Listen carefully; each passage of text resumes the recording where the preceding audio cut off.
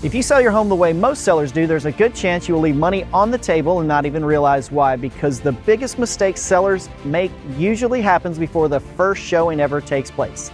By the end of this video, I'm going to show you exactly where that mistake starts and how it affects everything that comes after it and how to avoid it. And after helping hundreds of clients navigate this market, I've seen exactly where sellers leave money on the table, and most of the time they don't even realize it's happening.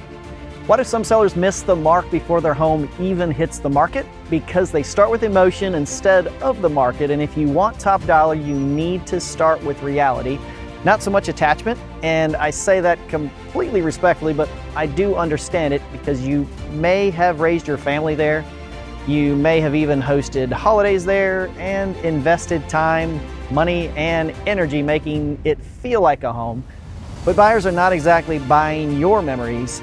They are comparing your home to every option they can buy in that price range. So before you worry about photos, timing, or listing day, you need to understand where your home fits into the market right now, what buyers are paying, and what are competing homes offering, as well as how quickly similar homes are selling. And what features actually matter most in your area is highly important because lifestyle matters here too. In a lot of ways, it's one of the most important things, but in some areas, buyers care most about walkability and convenience, and in others, they care more about privacy, lot size, views, or being close to parks, trails, and restaurants, as well as shopping. So here's the mistake that some sellers miss the mark before they ever list, because the price and position of the home is based on what it means to them instead of what it means to the buyer, and that is exactly where the strategy begins. And once you understand the market, the next challenge is this.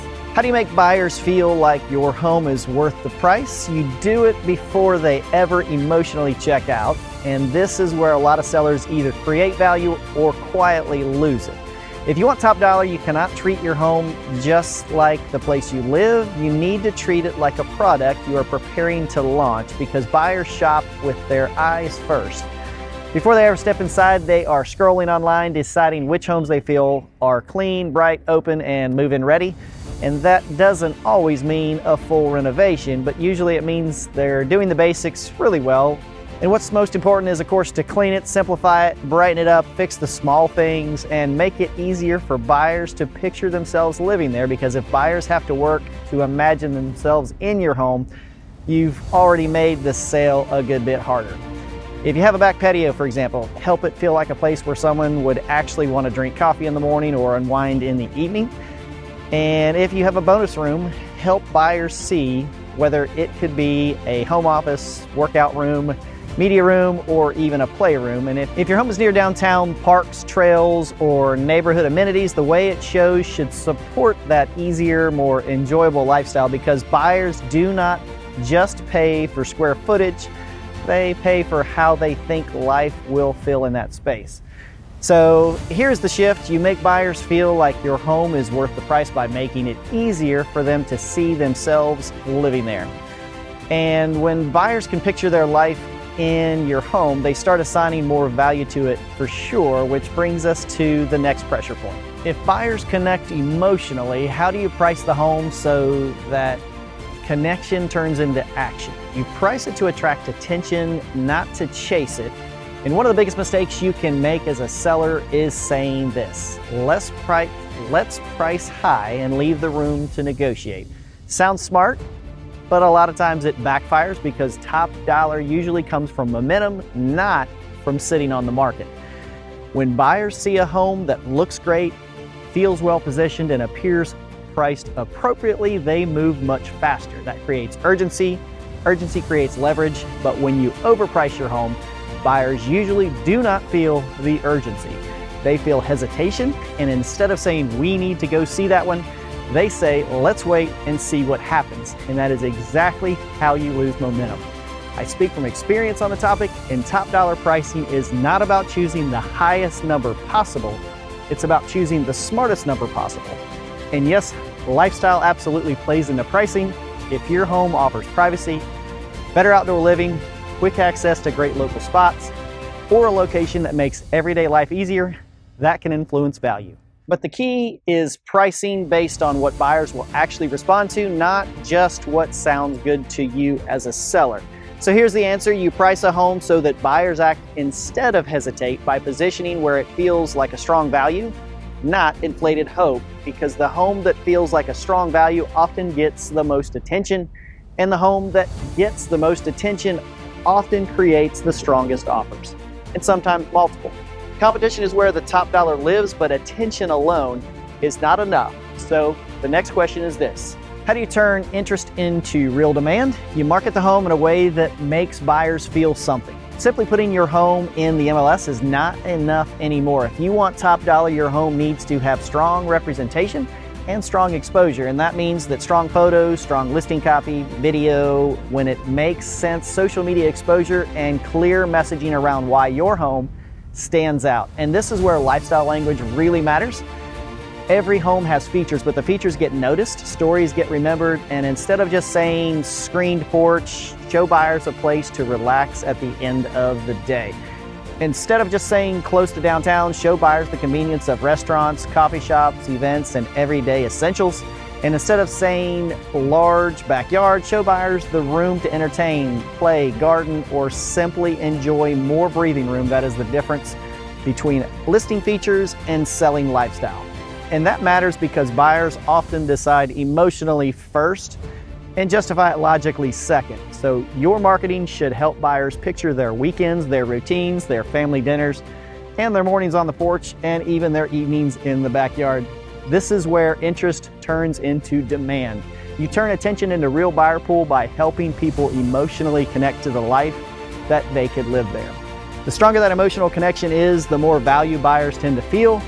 And once you have that interest and demand, the next question becomes this: how do you keep momentum alive once buyers step inside? You make the showing experience confirm everything that the marketing has promised. You can do everything else right, but if the buyers walk through your home and the experience feels dark, cluttered, awkward, noisy, or distracting, you can lose momentum fast. A strong showing experience should feel easy, and your home should smell clean, the lighting should feel bright, and the temperature should feel comfortable. And the room should feel open, easy to walk through, but here is the bigger point. Buyers do not remember every room. They remember how the home made them feel. So if outdoor living is one of your strengths, make sure that space feels inviting. If your home is ideal for entertaining, make sure the layout feels connected and welcoming. And if your home is perfect for low maintenance living, make sure it feels clean, calm, and easy to manage. You want buyers to walk through and feel like life would work well for them there. Not just that the house is nice, that it fits them. And another big piece of this is flexibility. The harder it is for buyers to get into your home, the fewer buyers will see it. And the fewer buyers usually means less competition. And that is exactly what separates a decent showing from a selling experience. You keep the momentum alive once buyers step inside by making the in-person experience reinforce the emotional connection they already started forming online. And when that connection is strong, the next question is this: how do you protect value when the offers hit the table? You negotiate the whole offer, not just the price. And a lot of sellers think top dollar means choosing the highest offer, but the highest offer is not always the best offer. You need to look at the whole picture, such as price, financing, contingency, inspection terms, even appraisal risk, closing timeline, and repair expectations. And how likely is that buyer to actually make it to the closing table really depends on a strong number, because paper does not mean much if the deal falls apart or gets chipped away at later. Sometimes a slightly lower offer with cleaner terms is actually the better deal for you, and sometimes the best buyer is the one who can close on your timeline. Sometimes it's the one with fewer contingencies, and even sometimes it's the one who clearly sees the value in your home and is less likely to renegotiate every little thing when they're looking for just a good deal. This is why good negotiation is often more about the numbers. It is about understanding the leverage, reading motivation, and protecting the pricing, preparation, even the presentation and marketing. So here is the final answer. You protect value when the offer hits the table by reading the full deal, not just reacting to the biggest number. The goal is not just to get your home under contract. The goal is to get the right contract and protect your bottom line. And now we can answer the question from the beginning: what actually makes the difference between the home that wins and the one that leaves money on the table? It is not just the house, it is the strategy. It is starting with the market. It is preparing the home the right way. It's pricing for attention, marketing for emotion, and creating a showing experience that confirms the story. And it is negotiating in a way that protects your value. This is how sellers create demand. This is how buyers compete, and it is exactly how top dollar happens. Because at the end of the day, buyers do not just buy homes, they buy convenience, they buy comfort, they buy privacy and community, and especially lifestyle. And the better that you help them that way, the better your outcome will be. If you're thinking about selling and you want to know what your home could realistically sell for, or what improvements may actually worth making and how to position it to stand out, reach out. And if this video gave you some value, subscribe for more content to help you make smarter real estate moves. And I'll see you on the next one.